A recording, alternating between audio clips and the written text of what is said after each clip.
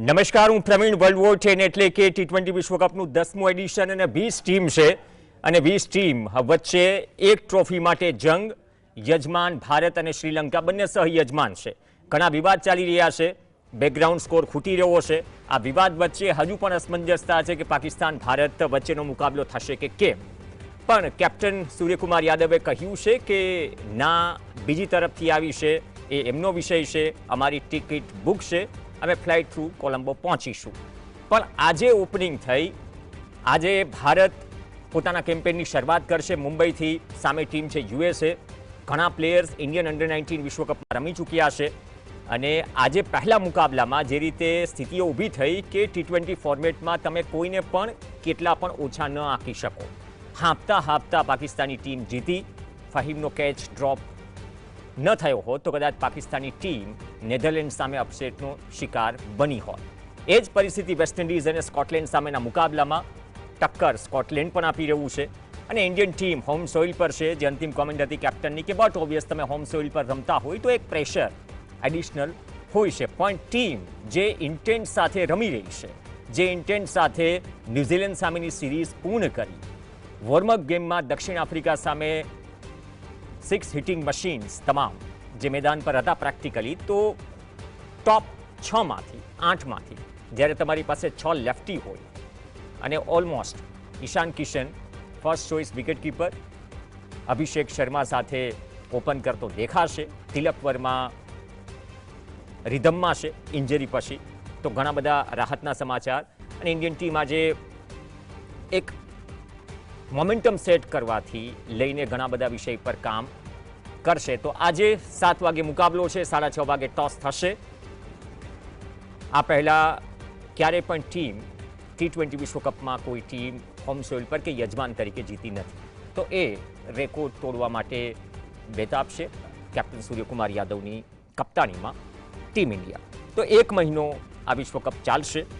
Super 8માં જે groups જે છે 4, ટોપ 2 ટીમ જશે, 8 ટીમ, અને ત્યાં કોણ જશે એ કહેવું મુશ્કેલ છે. આમ તો ઘણું બધું પિક્ચર ક્લિયર છે. એકાદ બે અપસેટ દરેક વિશ્વકપમાં સર્જાતા હોય છે. મારા સહયોગી અને senior sports journalist Dakshesh Pathak આપણી સાથે જોડાશે. ટૂંક સમયમાં જ કિરાટ દામાણી પણ આપણી સાથે જોડાશે. દક્ષેશભાઈ, આજથી શરૂઆત ક્યાં શું થઈ રહ્યું છે કહેવાની જરૂર નથી, પણ આજે અપસેટ થતા રહી ગયો અને આજે ઇન્ડિયન ટીમ કદાચ જે મોમેન્ટમ, જે રિધમમાં દેખાય વોર્મઅપ ગેમમાં દક્ષિણ આફ્રિકા સામે, બટ ઓબ્વિયસ હોમ સોઇલ છે, થોડું પ્રેશર રહેતું હોય છે યજમાન પર અને એ સપોર્ટ પણ રહેતો હોય છે. 1 મહિનાનો આ મહાકુંભ અને કંઈ પણ થઈ શકે, પણ અપેક્ષાઓ બટ ઓબ્વિયસ આપણા બધાની ઇન્ડિયન ટીમ પાસેથી કે જે પ્રકારનું ક્રિકેટ રમી રહી છે, એક બદલાતી વ્યાખ્યા T20 ક્રિકેટની, એ કદાચ આ વિશ્વકપમાં પણ જોવા મળશે. પ્રવીણ, અત્યાર સુધી આપણે ઇન્ડિયન ડાયસ્પોરા શબ્દ સાહિત્ય, સંગીત, કલા માટે વાપરતા હતા કે ભારતીયો વર્ષોથી દુનિયામાં જ્યાં જ્યાં જઈને વસ્યા, એ લોકોએ ભારતીય સાહિત્ય, સંસ્કૃતિ, સંગીતનો પ્રચાર કર્યો, પ્રસાર કર્યો અને અબોવ ઓલ ત્યાં એનું જતન કર્યું. હવે એક નવું ફિલ્ડ આ વખતે જે 20 ટીમો રમી રહી છે ને, આ કદાચ કોઈ પણ ચેનલ ઉપર પહેલી વખત આ વાત કહેવાય રહી છે અને we are happy that we are telling this on GSTV કે ઇન્ડિયન ડાયસ્પોરા હવે નવલકથા, કવિતા અને સંગીતના કમ્પોઝિશનોના સીમાડા ઓળંગીને ક્રિકેટના મેદાન ઉપર આવી ગયું છે.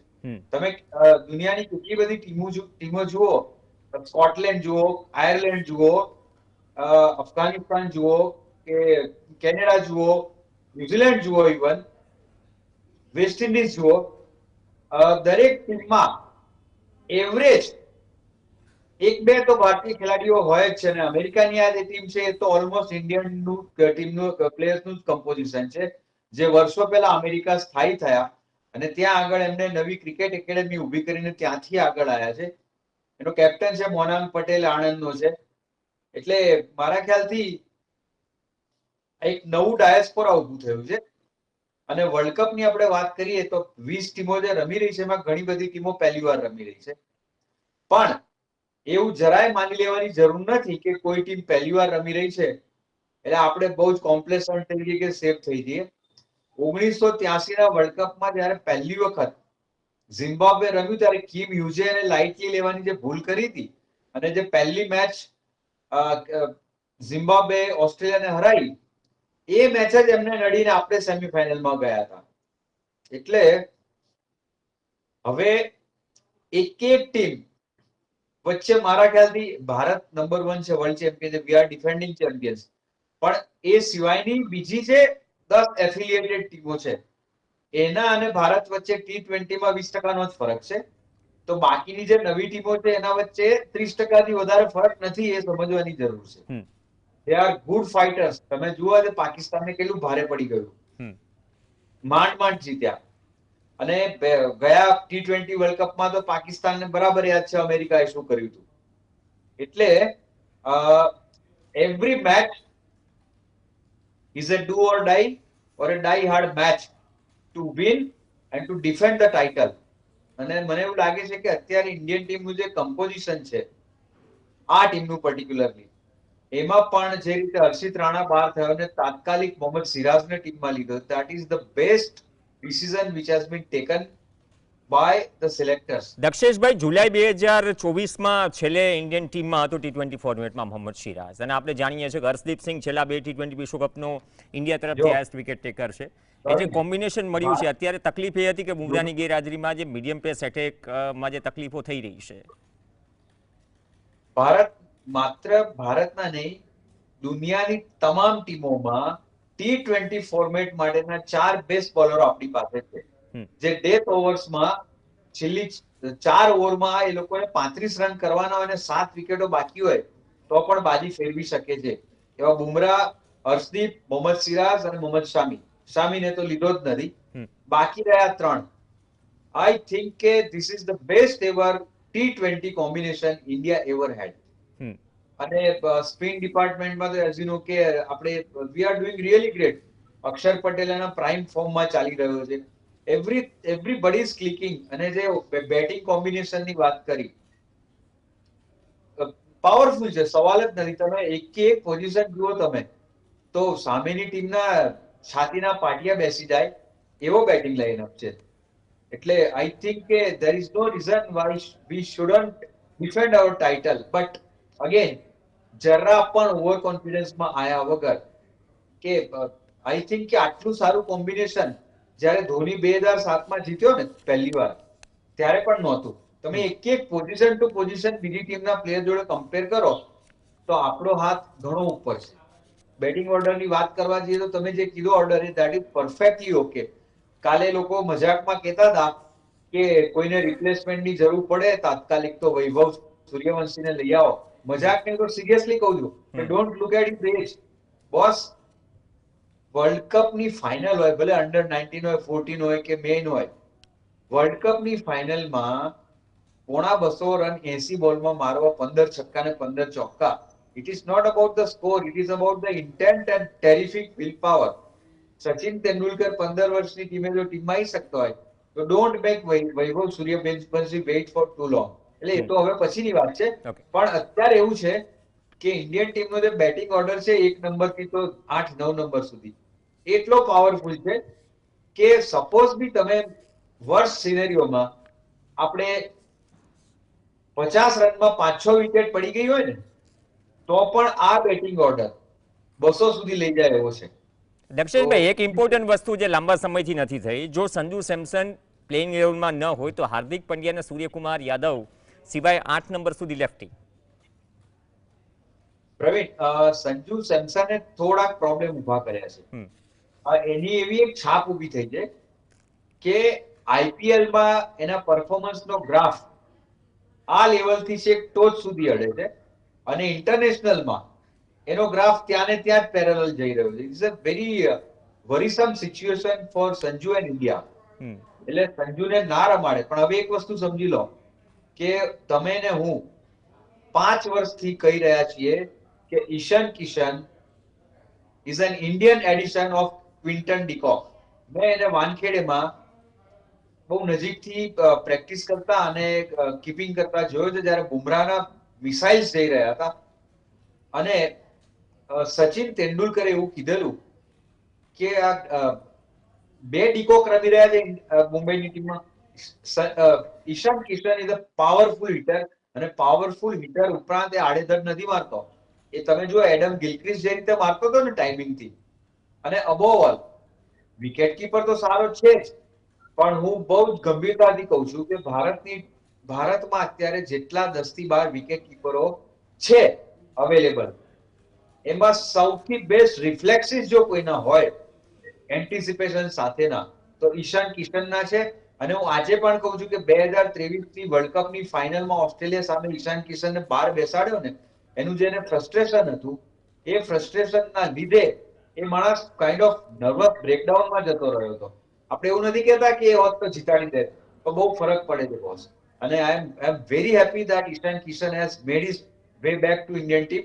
મને તો એવું લાગે છે કે કોઈ બહુ ખરાબ એટેમ્પ્ટ હતો એની કેરિયર પૂરી કરી નાખવાનો, પણ એને જડબાતોડ જડબે સલાખ જવાબ આપીને પાછો આવ્યો છે. ઓકે. અને I see no reason why he can not be the hero of this world cup. Okay, બહુ સારી વાત કરી, કેમ કે 3 મહિના પહેલા કોઈ ચર્ચા જ નહોતી. T20 ફોર્મેટની ટીમમાં પણ સીધા વિશ્વકપની ટીમમાં આવ્યો પોતાના દમ પર, અને મુશ્તાક અલી ટ્રોફીમાં ટીમને ચેમ્પિયન બનાવી, અને સિલેક્ટર્સ પણ એ દિવસે ત્યાં જ હતા, અને ઘણી બધી ચર્ચાઓ થઈ. પણ હવે એક બહુ ઇમ્પોર્ટન્ટ પ્રોસેસની વાત કરીએ છીએ કે world cup to world cup એક પ્રોસેસ હોય છે. સિલેક્શન કમિટી, કેપ્ટન, જે કોર ટીમ હોય છે તેના વચ્ચે. સૂર્યકુમારે પ્રેસ કોન્ફરન્સમાં એક વાત કરી કે અમે હવે એ માઇન્ડસેટથી રમીએ છીએ, એવું નહીં કે T20 વિશ્વકપ કે આઈસીસી ઇવેન્ટમાં અલગ માઇન્ડસેટ. અમે બાયોલેટરલ સિરીઝ હોય, મલ્ટીનેશનલ સિરીઝ હોય કે પછી આઈસીસી ઇવેન્ટ હોય, અમે આ ફોર્મેટ આ જ માઇન્ડસેટથી રમીએ છીએ, એટલા માટે બર્ડન ના આવે. એ જે એક પ્રોસેસ 1 વર્ષની દક્ષેશભાઈ રહી છે ઓલમોસ્ટ, કદાચ એ જ પ્રોસેસનું આ પરિણામ છે કે આજે બેકઅપમાં વિકલ્પો છે, ટીમ બેલેન્સ છે. મને આશ્ચર્ય એ વાતનું થયું કે સૂર્યકુમાર યાદવે જે વાત કરી, એ જે ફ્રીડમથી કરી, એ મારા માટે આનંદ આશ્ચર્ય છે કે ગૌતમ ગંભીરે એને કેવી રીતે અલાઉ કર્યો કે તું આટલી ફ્રીડમથી મને ઓવર રૂલ કરીને કે ઓવરલેપ કરીને આ વાત કર. કારણ કે જે વાતો આવી રહી હતી, ગંભીર અને અગરકર કોઈને બોલવા દેતા નથી. સૂર્યકુમારમાં એ જે કોન્ફિડન્સ દેખાયો કે આ પ્રોસેસ હું પણ નક્કી કરું છું, નોટ ઓનલી યુ. એટલે કદાચ એમાં 2 કારણ હોઈ શકે કે ગંભીર અને અગરકરે છેલ્લા 6 મહિનાથી જે અમુક પ્લેયર્સ સાથે જે ટોનમાં વાત કરી છે, અને જે રીતે આપણે ઘણી બધી સિરીઝ પહેલી વાર અહીંયા હાર્યા છે, આઈ થિંક કે they were clearly conveyed by the top notch of BCCI to mind their language. અને એટલા માટે સૂર્ય કહી શક્યો છે. અને second thing, Suryakumar Yadav, with all sincerity I can tell કે એ માણસ, he is in the mode of Rohit Sharma's intellect, commitment, guts and above all performance. એ માણસ રોહિતના હાથ નીચે તૈયાર થયો છે. રોહિતને એ પોતાનો ગુરુ માને છે, અને કેપ્ટન તરીકે એના જે ચેન્જીસ અને સરપ્રાઇઝીસ જે થ્રો કરે છે ને, આઈ થિંક કે he is a terrific captain. અને હજી પણ હું એવું માનું છું કે 3 ફોર્મેટમાં અલગ અલગ કેપ્ટન રાખવાની જગ્યાએ વન ડે માં પણ સૂર્યાનો બરાબર ઉપયોગ કરવો જોઈએ. એના એક જેનું બ્રેઇન છે ને, જેની tactics, it should be utilise properly. ટેસ્ટમાં તો હવે એને કઈ મને નથી લાગતું કે એને રમવામાં રસ બી હોય જરા. વન ડેમાં વિશ્વકપ પછી તો આમ પણ ટીમમાં છે નહીં. પણ એક બહુ સારી વાત કરી એક લીડર તરીકે, કેમ કે લીડર અને કેપ્ટન આ શબ્દો પણ આજકાલ બહુ ચર્ચાય છે. ગઈકાલે પ્રેસ કોન્ફરન્સમાં પણ ચર્ચાયો. પણ આપણે બંને હાજર હતા જ્યારે ઇંગ્લેન્ડ સામે ડેબ્યુ કર્યું 18 માર્ચ 2021 ડ્યુરિંગ કોવિડ પીરિયડ, કે જ્યારે ઓડિયન્સ માટે અલાઉ નહોતા મુકાબલામાં એન્ટ્રી સ્ટેડિયમમાં. એ જે વિરાટ કોહલીએ કેપ્ટન તરીકે નંબર 3 સેક્રિફાઈસ કરીને સૂર્યાને ડેબ્યુ કરાવ્યું, 50 જોયા.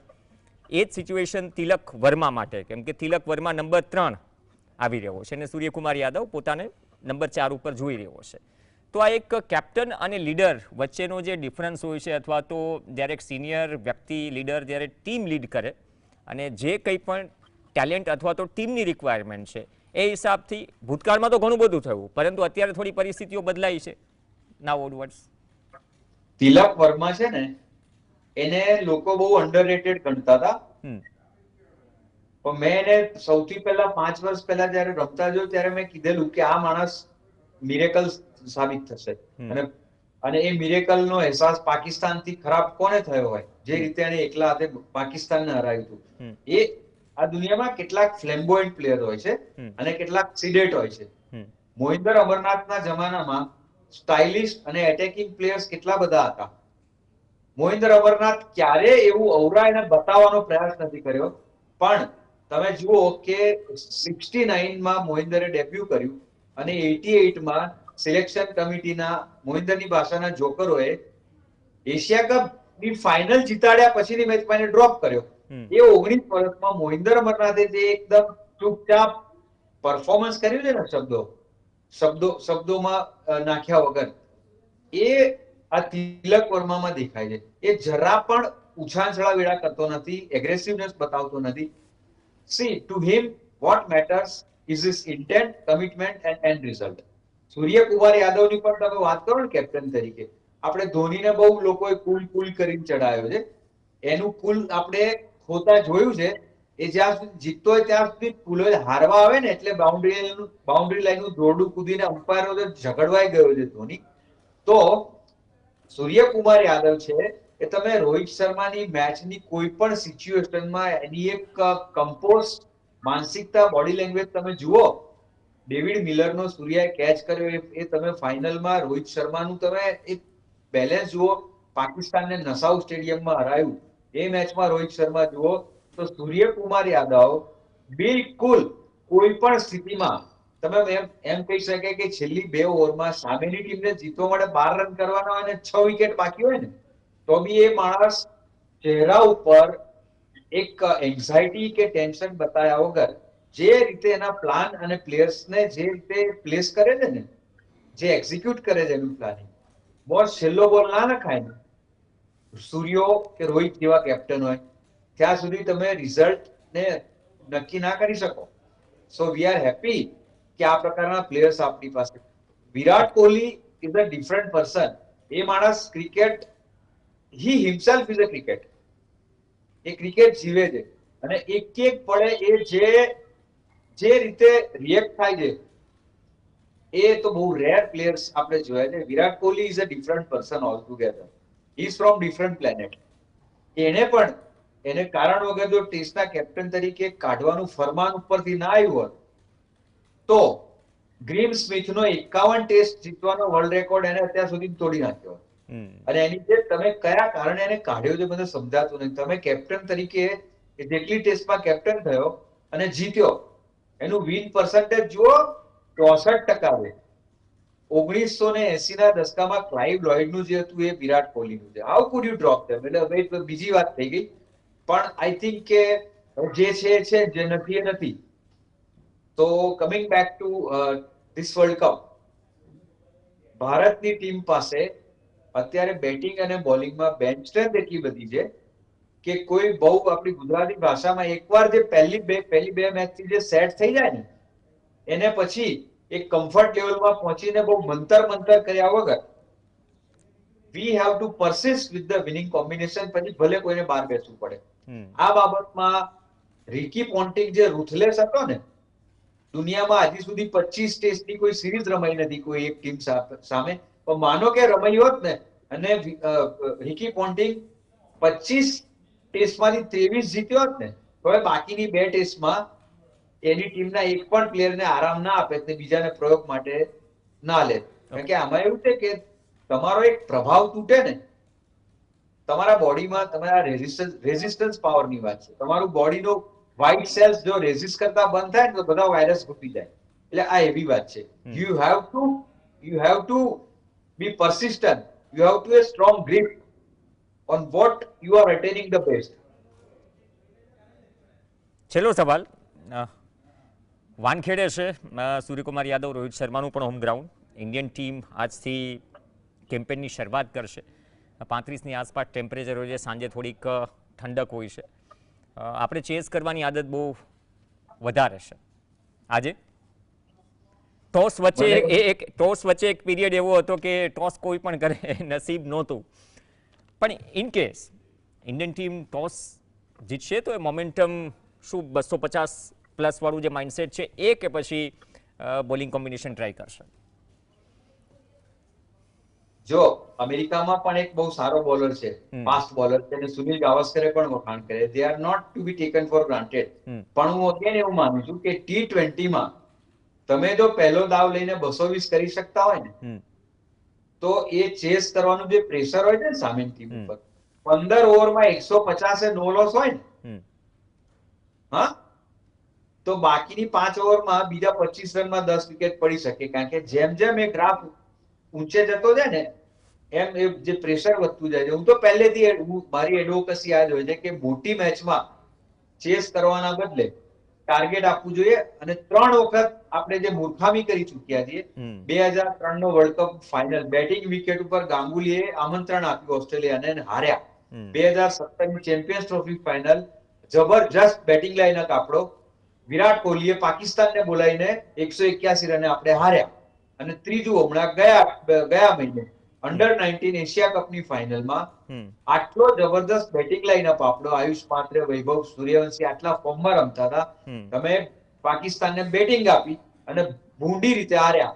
સેના માટે તમને ભીતમાં માથા પછાડવાનો શોખ થાય છે. તમને તમારા બેટિંગ ઓર્ડર અને બોલિંગ પર કોન્ફિડન્સ ના હોય ને, તો જ મોટી મેચમાં તમે દાવ આપો. બસ સીધા જઈને ઢીબેડી નાખવાના હોય, ધેટ્સ ઓલ. ઓકે, ઘણું બધું છે અને સૂર્યકુમાર સાથે અને ઘણા બધા ઇન્ડિયન પ્લેયર સાથે અત્યારે જે યુએસમાં રમી રહ્યા છે, એ ડોમેસ્ટિકમાં પણ રમી રહ્યા છે. હરમિત સિંહ, નેત્રવાલકર, આ બધા જ નામો છે. અને મોનાર્ક પટેલ યુએસએને લીડ કરી રહ્યો છે. એક ગુજરાતી પ્રવીણ, એક યુએસએ બહુ ખોટું કરી રહ્યું છે. ઉન્મુક્ત ચાંદ જે ભારતની ટીમમાં એને ચાન્સ ના મળ્યો, અને એને 2013ની આઈપીએલમાં બ્રેટલી સામે પહેલી ઓવરમાં દિલ્હીએ મૂકી દીધો અને પહેલા બોલે આઉટ થયો. એ પછી એ માણસનો કોન્ફિડન્સ દબી ગયા. ભાઈ, જે રીતે રણજીમાં રન કરીને આગળ આવ્યો ને ઇન્ડિયા એને ક્યારેય ચાન્સ ના આપ્યો. એ ક્રિકેટ માટે અમેરિકા સેટલ થયો, અને અમેરિકાની ટીમમાં પણ જે સ્થાપિત હિતો જે ઘૂસી ગયેલા ગુજરાતીઓના, આઈ એમ ટેલિંગ ગુજરાતીઓ, ઉન્મુક્ત ચાંદની ત્યાં બી કેરિયર પતાવી ને, this is absolutely wrong. Unmukt Chand USA ની ટીમનો અત્યારે ઓપનર હોવો જોઈએ, but it he is not there. આ આપણા લોકોની આ બદમાશી છે.